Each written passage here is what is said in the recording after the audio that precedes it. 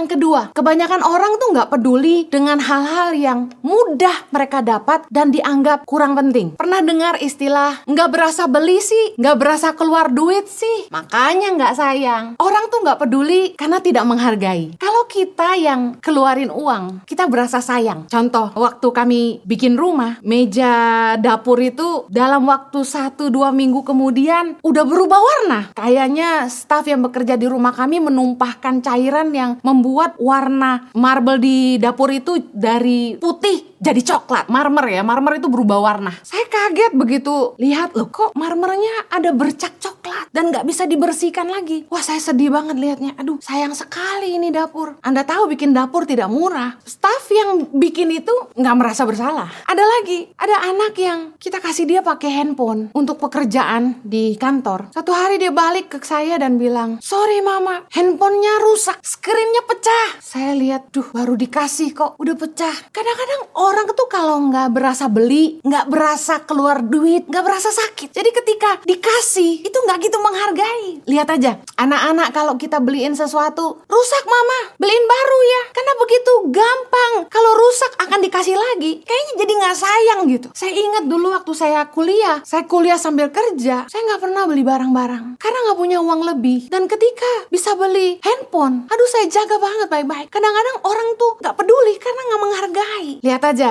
orang-orang yang kita kasih pakai mobil, karena nggak berasa beli, nabrak-nabrak aja. Begitu kami punya aturan di kantor, barang siapa menabrakkan mobil kantor harus membayar biaya klaim asuransi. Staf yang dengar peraturan ini teriak, loh kok saya yang harus bayar? Kan nabraknya lagi kerja. Kenapa kami tetapkan begitu? Karena biasanya pakai mobil sembarangan, nyerempet sana sini, lecet kanan kiri, bemper udah penyok, gak ada yang sayang. Tapi ketika dibikin aturan, biaya klaim asuransi harus ditanggung oleh staf yang menabrakkan, mulai teriak. Orang-orang itu gak peduli karena tidak menghargai. Coba kita menaruh nilai penghargaan kepada apa yang kita punya, saya yakin kita akan jaga baik-baik. Ada istilah easy get, easy lose. Sesuatu yang mudah didapat itu mudah dilepas. Makanya jadi cewek gak boleh gampangan. Kebanyakan orang tidak peduli dan tidak menjaga barang yang mereka gak berasa beli, tapi dikasih. Apalagi yang istilahnya, ya kalau rusak ya gak apa-apa. Saya pernah dengar sebuah slogan, bilang sorry gampang, makanya orang gampang bikin salah. Saya mau bilang, kita harus punya attitude. Kalau kita dipercaya harta orang lain, kita harus bisa dipercaya. Kita harus jaga, kita harus rawat. Makanya tiap kali saya kasih anak-anak apa di asrama, alat-alat permainan dan sebagainya, saya pesan ke mereka, ini mama beli gak murah, tolong dijaga ya, tolong dirawat ya. Karena dikasih board game, dikasih apa, hilang. Dikasih catur,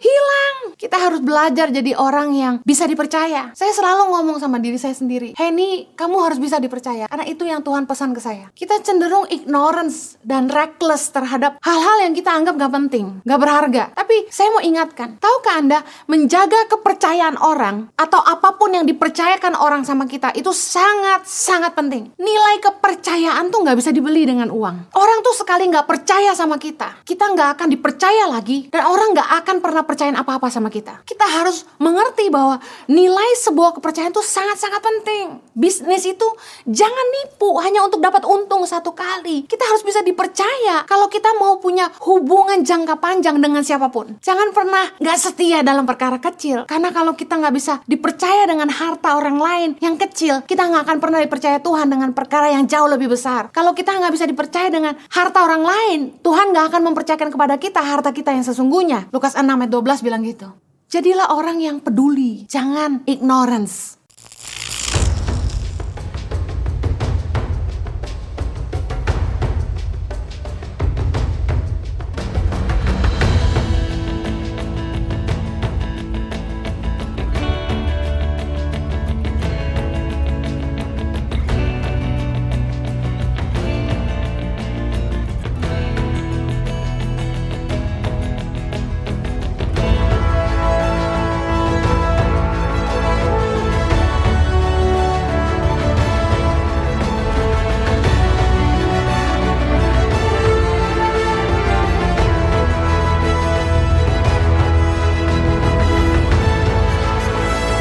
Suka duka, perjuangan guru tangan pengharapan dalam membangun pendidikan di pedalaman Indonesia.